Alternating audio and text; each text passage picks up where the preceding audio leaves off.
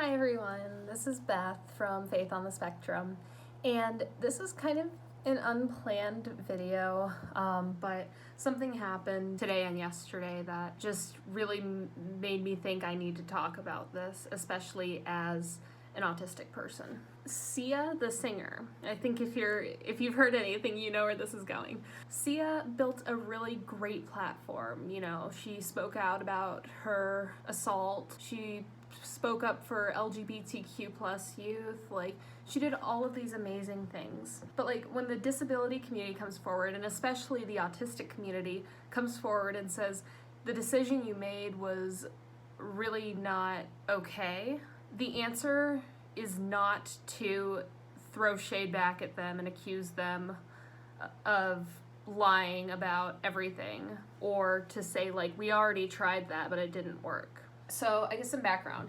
So Sia has been working with Maddie Ziegler, who is a really good dancer. You know, she was on Dance Moms, and she was in almost all of Sia's music videos from like 2013 or so onward, or 2012, I don't know, from that point onward. And so, you know, it would think to make sense, you know, if you want to keep including her in the music videos, like, that's cool. But I guess she started this project a really long time ago, like a long time ago.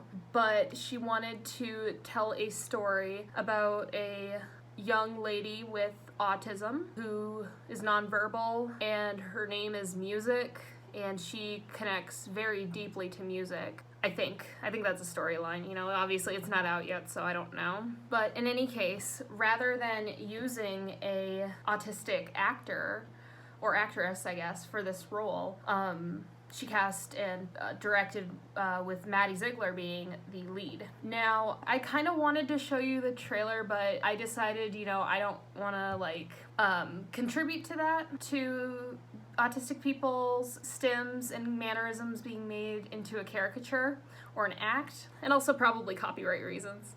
But in any case, it's something, because if you've seen Maddie Ziegler's work, you know, she's not disabled, and the fact that she's keeping Maddie for the role, for the sole fact that she is Maddie, it sends a couple of alarms, honestly, but more than anything, it's kind of just, it's disrespectful. I know it's hard to cast, you know, nonverbal actors. I understand that. But plenty of shows have been doing that, you know? And there's been authentic representation coming, you know, more forward in the media that, you know, especially the autistic community, where shows like Everything's Gonna Be Okay, like, that's authentic representation of multiple actors and actresses that are talented but also happen to be on the spectrum. That doesn't determine, you know, your talent or your worth or how easy you are to work with. So I kind of dove into the Twitter feed. I have a Twitter, but like I really only downloaded it for the Super Bowl memes. Go Chiefs. But I was looking like through what people were saying to her and about her, and they made great points. And some of them might have been a little more harsh than they needed to be, but I try not to read too much into tone, because it's not easy to get like tone and intention from text, especially like, you know, on a social media platform like Twitter. But rather than admitting that she made a mistake, that she could have done things differently, she instead defended it, which I understand. You want to defend your work. That's totally your right as an artist, you know, you want to stand by your work. I get that. I really do. But as she defended her work, she also started attacking. So Helen Z, an autistic actress, said, "Several autistic actors, myself included, responded to these tweets. We all said we could have acted in it on short notice. These excuses are just that, excuses. The fact of the matter is, zero effort was made to include anyone who is actually autistic. Hashtag nothing about us without us." This is how she responded. "Maybe you're just a bad actor." Wow. Okay. That was lacking in any kind of class, any kind of consideration. It just was, that's not how you go about that. So that was like the first thing I saw that I was like, oh, so this is how it's gonna be. But I started going further back and saw that she actually had cast an autistic actress, a nonverbal one at that, to play this part. However, she said, I actually tried working with a beautiful young girl, nonverbal, on the spectrum, and she found it unpleasant and stressful. So that's why I cast Maddie. There are a few things wrong with that. And I'm not saying it's because she didn't express that it's unpleasant and stressful. If she's nonverbal, she totally has other means of communication. Talkers are really powerful, like Maddie uses in this movie, in this dumpster fire. There are cue cards, there's sign language, there's gesturing. Like, there are so many more ways to speak than just spoken language. And all forms of those are valid. Just because someone is nonverbal, that does not mean they are non-thinkers. That doesn't mean that they are non-contributing. It just takes them different avenues, and sometimes it can take a little more time to describe your thoughts and your feelings. I'm not saying that this is problematic because this girl did not say it. She totally could have. But I feel like using the words unpleasant and stressful, I feel like that's more of what Sia felt for her rather than what the actress actually felt. I don't know many people, regardless of diagnosis, that would say, you know, this is unpleasant. I'm feeling uncomfortable. Like, I don't know. That just does not sit right with me. Like I said, she totally could have said that. But to use that as an excuse to be like, oh, I'm just gonna go with my backup, or my ace in the hole, I guess, for lack of a better term, rather than trying to find another authentically cast actress, she decided to take the film in a different direction and would have rather used a neurotypical actor that doesn't get the whole experience. And as I watched the trailer, and as I saw the facial expressions being used and how she would look around and like her doing the stims, like these are things that we're made fun of in our day-to-day life that, you know, they're literal caricatures, they're exaggerations. And that makes people think that all autistic people do these things or look like this or communicate like this or whatever, that they all think like this. Because while we do think differently than most people, we don't all think the same still. I don't know. It really left a bitter taste in my mouth. It really did. I was pretty upset. And it makes me wonder, like, how was she able to do these kinds of exaggerated motions? Like, what kind of acting coach do you have to have that says you don't look disabled enough? That you have to, you know, look around or, you know, flap your hands or, you know, listen to music and rock and not look directly at people. Like, that's kind of how it feels. Like, you know, the coach saying, like, you don't look autistic enough and you don't act disabled enough. This is what you need to do to look like you're actually disabled. That's completely insulting. And then it got really bad because I said, you know, the first one, the whole maybe you're just a bad actor, I thought it took the cake, but not compared to this. Ray Lee said they also assumed an autistic would be incapable of doing the job because of the pressures. And Sia's response was not an assumption, an experience.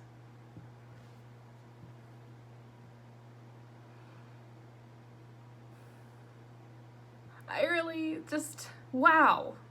What that's saying is that we've experienced that an actress is incapable of being an actress because it's full of pressure. You're just admitting that. There are plenty autistic actors out there. You're not going to be in short supply. It might feel like it, but they exist. It is an assumption saying that no autistic actress would be able to play this part because it's full of pressure. You're saying it's not an assumption. It is completely an assumption on your part, Sia. I'm really just brokenhearted, like, about that. As bad as it is already to not be considerate of having an authentically cast main protagonist. And I don't care if you say you have 13 neurodivergent people or quote-unquote neuroatypical people on the set or in the cast, like, that's great, good for you. But did you really hire them just to give yourself some clout saying, like, we have neurodivergent people on our cast, look at me go? But this is what she said, and I blocked out the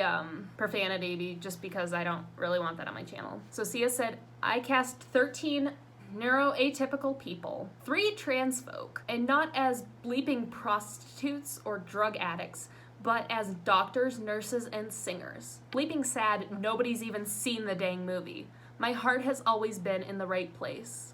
I felt it really unnecessary, though, to say, like, hey, I have trans folks in the movies because they're normal, so I'm gonna talk about that. And then you're saying, like, there's just so many things wrong with that. Oh, you only see trans folks as prostitutes or as drug addicts in movies, and look at me, I'm not doing that. They're real people. They are real people, you're right. They exist. If you don't like it, well, that's too bad, because they're not going anywhere. But the fact that she had to deflect the blame of not authentically casting the main role by saying, well, what about all these other people? It's not about them. It's not about a transgender nurse. It's not about that. It's supposed to be about this young lady who is nonverbal autistic and her experience with the world or something. I don't know. I probably would have been able to move past that and forgive all of that if she didn't act like this on Twitter and say that it's our fault, that cancel culture has gone too far. She's deleted most of these tweets. I'm finding these, some of them are my own screenshots. Some of them I've found on various websites that screenshotted them because we knew this would happen. And then people say, like, well, why, what do you feel about Leonardo DiCaprio playing Arnie in Who's Eating Gilbert Grape? Well, I don't like that either.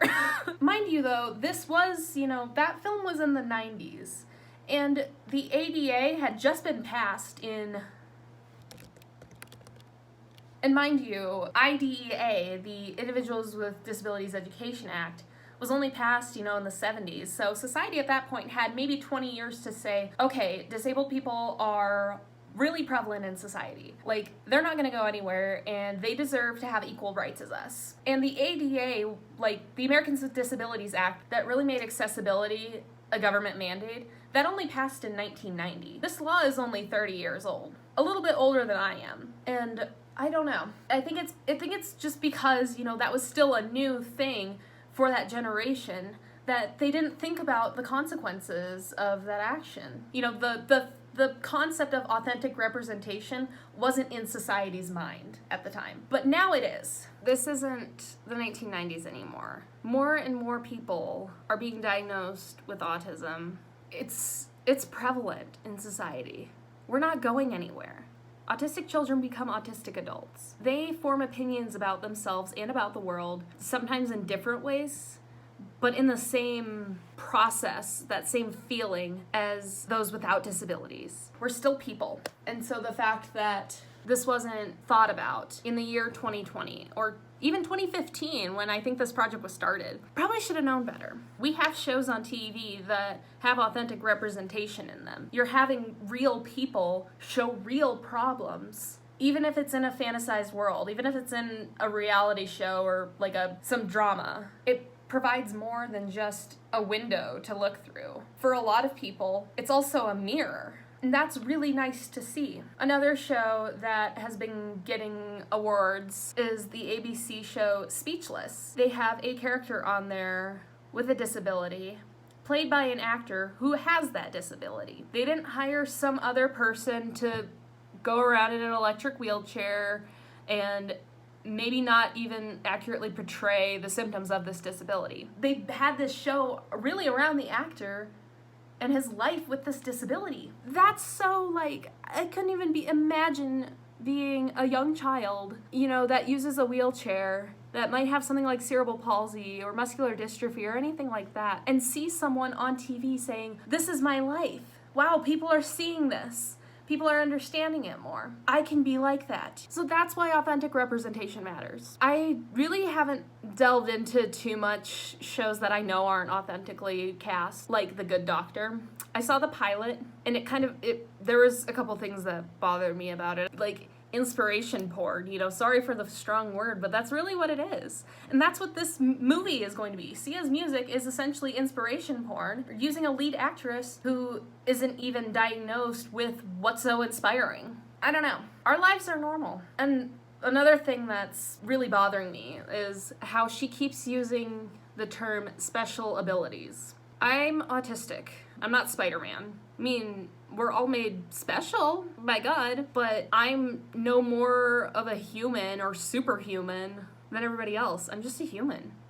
These special abilities that you call, autism or Down syndrome. I've seen that a lot with Down syndrome, that and different abilities. Just Don't try to fluff it up and give yourself a pat on the back. There are several more examples from that Twitter thread, but to preserve my feelings, I'm just not going to be including those. But I think that those should tell you everything you need to know about how Sia sees the autistic community speaking up for themselves. Because I think part of her maybe thought they can't. Because this actress I first cast couldn't. When there are dozens, maybe hundreds of other young women who are autistic that totally could have played the role. I don't understand it. But authentic representation is so important. As much as Sia is a talented artist, has a different mind about things, and she has several beautiful, beautiful songs,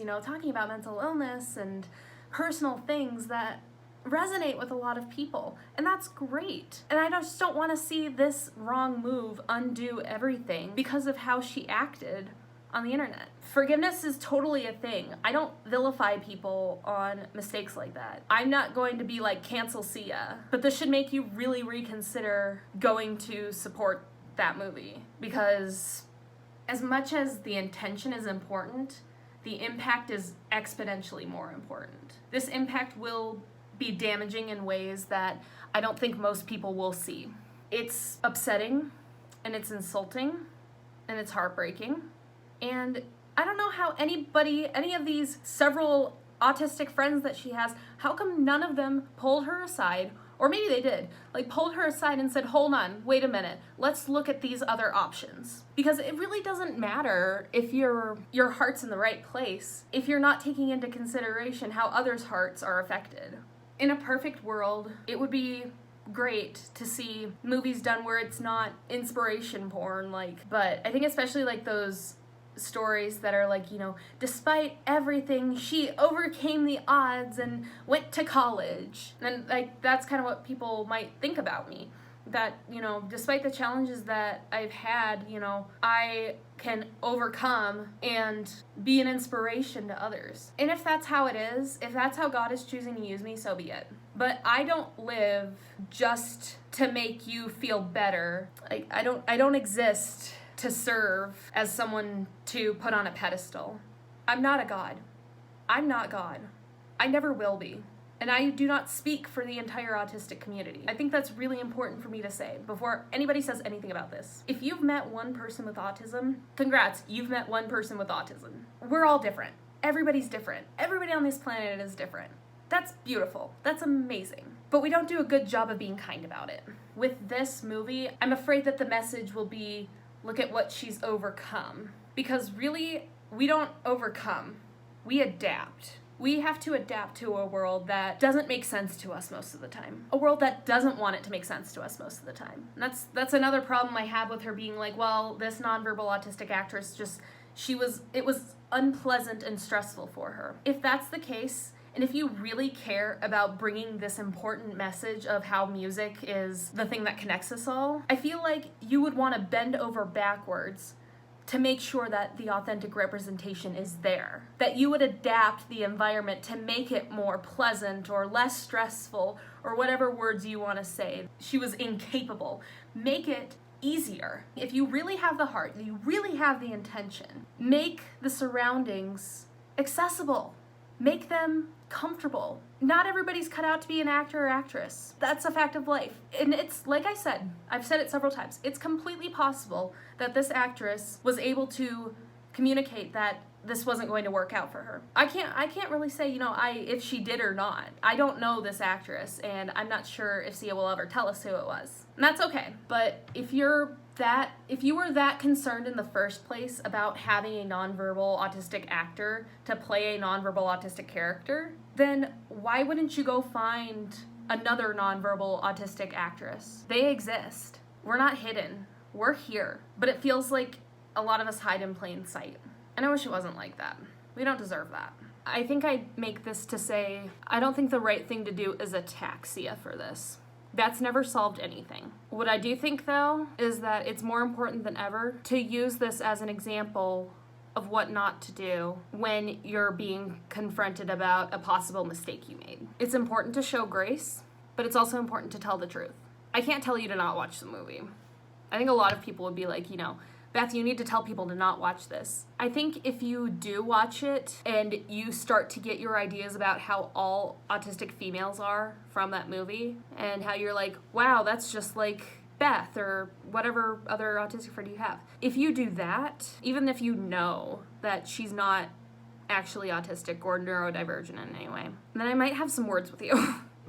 Just straight out. But by not taking actual autistic voices into account when you're making a movie about an autistic person, I really don't think it's worthy of a watch. So just consider that. If I know you in real life and you're my friend, I want you to think twice about how you understand autism from what you see on TV or in movies. If you're one of my closest friends, you already know that that's not how it is. And I say it all the time, it's not how it's like in the movies. We're living, breathing people just trying to go day by day, just like everyone else. When you take the protagonist and rather than use that to show we're just like everyone else, but you rather choose to say she's different and this is why it's so inspiring. When you do that, you're making it seem like that's the example of how all the rest of the world is. Even if you know that's not true, that's how it becomes. It becomes truth. I think everybody at every age is impressionable in some way or another. Maybe not as obvious as it is in like early childhood, but the message is still being sent. You just have to be careful what kind of message you're going to send. By Sias Responses, I fear that this is not going to be a positive message. So consider what authentic representation means. Go do your research on that. Talk to people who are actually autistic. There are more of them in this world than you think. And really form your opinions and your beliefs and your understanding on actual experiences and actual representation that's real and means something. That's all I want to say. Sia, you're making a mistake. I'm just saying. I'll pray for you, but this wasn't the right decision, in my opinion, at all. Thank you for watching. God bless.